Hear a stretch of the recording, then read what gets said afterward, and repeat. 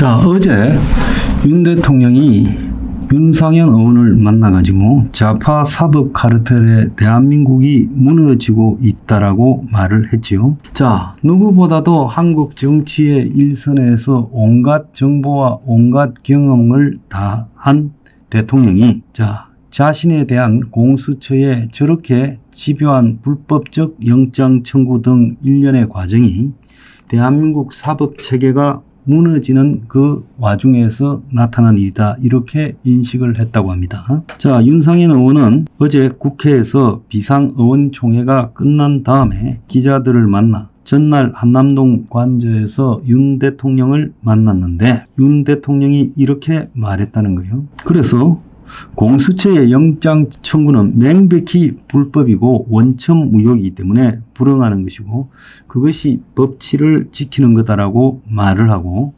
이런 불법적인 영장 청구와 거기에 따라서 또 현직 대통령을 체포하려는 경찰 등 이런 과정들이 대한민국 사법체계가 무너지고 있다는 것으로 본다고 윤통이 직접 말을 했다는 거예요. 그래서 윤통 자신에 대해서 이 체포영장을 떼준 판사가 형사소송법을 갖다가 외외로 한다라는 황당한 이야기를 했고, 이런 초법적인 판사에 의해서 대한민국 사법부가 무너지고 있다는 증거가 드러나는 것이다.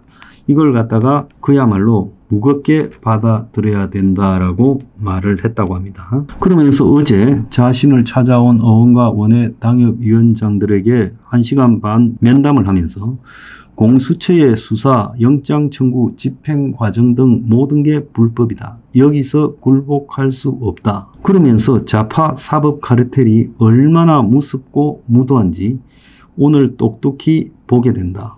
무법천지다. 좌파의 실체를 알게 되어 다행이다. 이렇게 이야기를 했습니다. 그러면서 그는 야당의 탄핵소추 관계자들이 헌법재판소에서 소추사항 중 내란죄를 철회했는데 내란죄가 성립될 수 없으니 철회했다는 겁니다.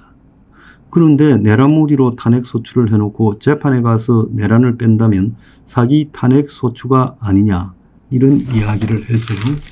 그러니까 현직 대통령조차도 사법 카르텔을 어떻게 하지 못하고 맞서 싸우다가 무너졌어요. 그래서 대한민국은 이제요, 사법부 전체가 작용화되었고, 그리고 그 밑에서 경찰이 그야말로 그들의 개가 되어서 움직이고, 이 작용화된 사법부의 카르텔은 이 좌파 정당인 민주당과 이재명과 긴밀하게 연결되어 있습니다. 그러면 이런 상황에서 대통령이 할 수 있는 일도 없어요. 이재명이가 숱한 비리를 저지르고 숱하게 기소되고 재판받고 있음에도 그의 재판은 연기되고요. 이재명이 재판이 열리기까지, 1심이 열리기까지 2년 3개월이 걸리는데 대통령은요 43일 만에 체포해서 구속시키려고 하고 있고, 대통령 탄핵을요 지금 2달 한 반 이전에 끝내려고 하고 있습니다. 내가 볼 때 이대로 가면 2월 달에 탄핵으로 끝납니다. 많은 사람은 이재명 재판이 그 전에 좀 확정이 되지 않겠느냐, 시간을 끌어야 된다라고 말하는데, 현실론으로 냉정하게 이야기하면 이재명이 재판요 3심까지 안 나오고요 2심 나오면 다행이라고 보고 있습니다. 그래서 이재명 재판은 질질 끌고 있고 윤 대통령 재판은 그야말로 초스피드로 하고 있어요. 그런데 한번 보세요. 윤 대통령은 불법 계엄과 내란죄 아닙니까? 그러면 이것은요 1년, 2년을 갖다가 재판해도 모자라는 부분이고, 이재명의 이 죄는 그야말로 잡범 수준의 죄들입니다. 그럼 이런 죄들은요 빨리 판단할 수 있음에도 이렇게 되고 있어요. 자, 그 다음에 여기에 대해서 또 하나 지금 우리가 이야기를 해야 될 부분은, 어제도 국민의힘이 비분관계하는 척 하면서 공수처장과 국수본 본부장인 오동훈과 우종수를 고발했어요. 그런데 제가 속으로 든 이야기는, 좌파들이 고발하는 것은 현실적 위협으로 곧바로 다가와요. 그런데 국민의힘이나 보수청에서 고발한 것은요, 그것은 과연 그 고발이 조금이라도 우종수나 오동훈에게 위협이나 될까? 지금 그런 생각을 하고 있습니다. 지금 한덕수 총리에 대한 탄핵에 대해서 권한쟁의 심판이 가 있고 또 효력정지 가처분이 가 있지만은 이거 지금 운이라도 떼고 있습니까? 질질 시간 끌겠죠. 대통령 직대가 탄핵됐는데 그걸 시간을 끌어서 직대를 유지하게 하는 게 이게 맞는 이야기입니까? 이런데 다 반합니다. 그러니까 제가 보수청에 정말로 하소연하고 싶은 것은 이재명 재판이 어떻게 잘 돼가지고 보수가 살아날 거다?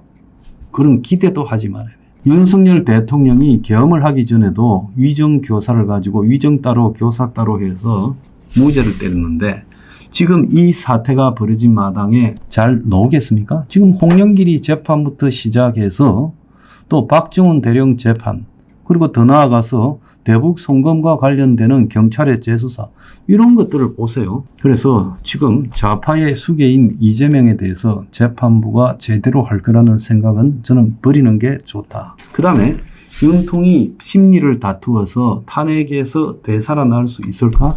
저는 불가능하다고 보고 있습니다. 저는 확률 99.9%로 탄핵이 될 거라고 보고 있습니다. 기분이 나쁠 수 있고 그렇지만은 냉정한 이야기예요. 현실을 똑바로 봐야 돼요. 그럼 윤통이 살아나는 마지막 길은 뭐냐? 그야말로 윤통과 국힘의 지지율이 70% 정도 육박해서 이재명이 일파가 소수 정파로 내몰리면서 헌재가 자신들의 미래를 걱정하게 되는 순간까지 가는 것, 그것 말고는 없다라는 겁니다. 윤통 지지율이 46%를 넘어도 눈도 끔찍 안 하고 가고 있어요. 자, 윤통만 빨리 체포하면 된다라는 정도의 인식을 하고 있어요. 지금 공수처나 경찰 국수본 특수단이 조금이라도 끓이깁니까? 어제 보세요. 한덕수 총리를 비롯한 정부 관계자를 불러다가 국회에서 조지는 저 모습들을 보면서요. 지금 조금이라도 겁먹은 듯이 보입니까? 오동훈이나 우종수가요. 머리 빳빳이 들고 국민의힘 의원들의 문제에 대해서 반격을 하고 있습니다. 전혀 겁 안 먹었어요. 그래서 이 좌파 사법 카르텔은요. 대통령을 놔두고 더 나아가서 좌파 빨갱이 세상을 만드는데 가장 지금 일조를 하고 있어요. 그래서 이들에 의해서 뭔가 진실이 밝혀지지 않는다. 진실은 보수의 투쟁에 의해서만 밝혀진다. 저는 그 이야기를 하고 싶습니다.